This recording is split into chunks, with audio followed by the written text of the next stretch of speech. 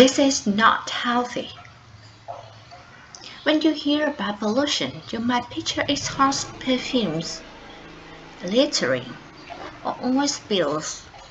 But there's another kind of pollution you might not know: noise pollution.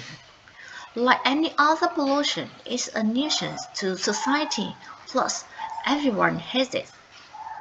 Ted Ruler a few years ago did a survey on what people like and dislike about their neighborhoods. They found what the noise that were American number one complaints were their neighborhoods, and the number one reason why they wished to move. But comfort isn't all that's at stake. Our hearing, overall health, and well-being of our children in jeopardy.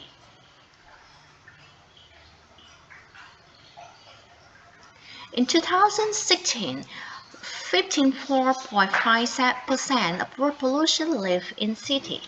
By 2013, it's estimated that population will grow to be 16%. Noise pollution can be found anywhere, but especially bad in cities. Here is a map of the loudest places in the US. Not surprising, cities top the list. They have a background level between 15.5 to 16.7 decibels. That's about as loud as the hum from your air conditioner. It sounds like this. You'll notice this, not including random spikes of noise you hear throughout the day, like this. The human ear can tolerate noise up to 18.5 decibels. Anything louder poses a risk of permanent hearing loss. Yet studies show that anything at or about 65 decibels can trigger an increase in blood level, heart rate, and stress hormones in the blood. This is what average New Yorker hears every day.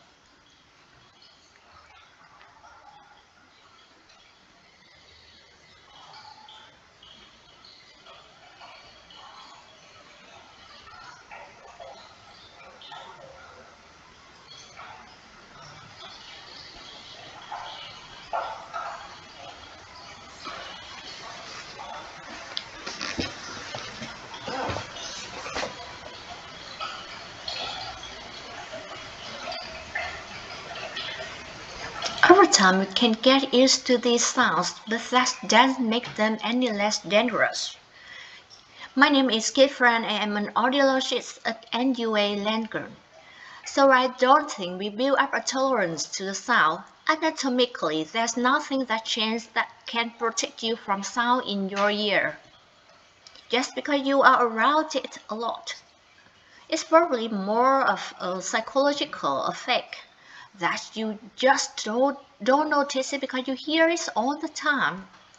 In 2007, researchers released results from their study on 200,000 hearing tests worldwide. They discovered that city residents had noticeable levels of hearing loss. Their hearing was what it should have been if they were 10 or 20 years. Once damage is done, it is irreversible. We have microscopic hairs in our ear. They are fine-tuned to detect vibrating frequencies in our eardrum. If those vibrations are too strong, it can bend, break, or even destroy these delicate hairs. But unlike the hairs on your head, they don't grow back. Since we cannot see or feel these hairs, the damage from noise pollution can go unnoticed for years, even decades.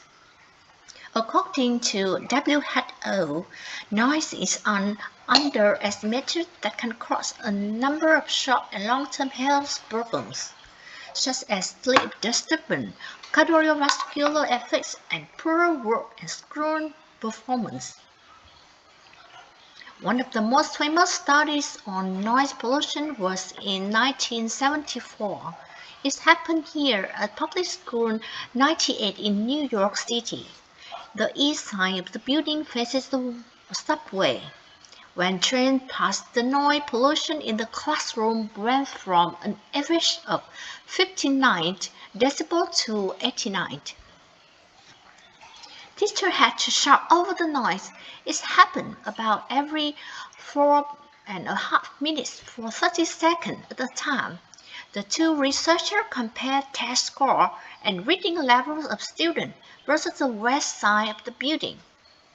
While students on the west side weren't affected, students on the east side were on average 4 months behind on reading level, and they performed worse on achievement tests.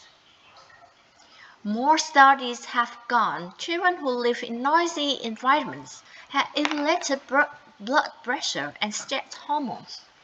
There's one silver lining to all of this.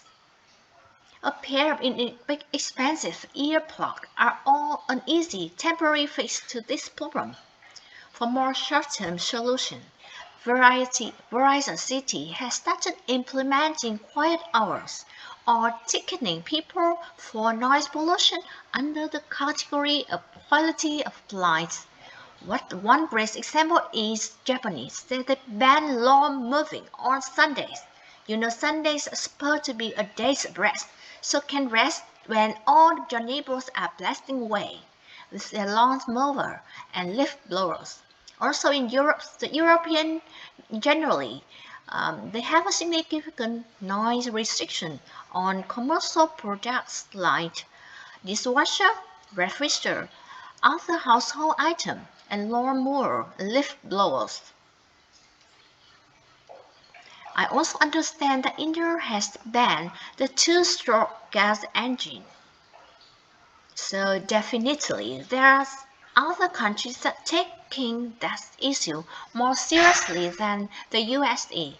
If there ever is a permanent fix to this problem, it hinges on one question: when we will start taking noise pollution seriously.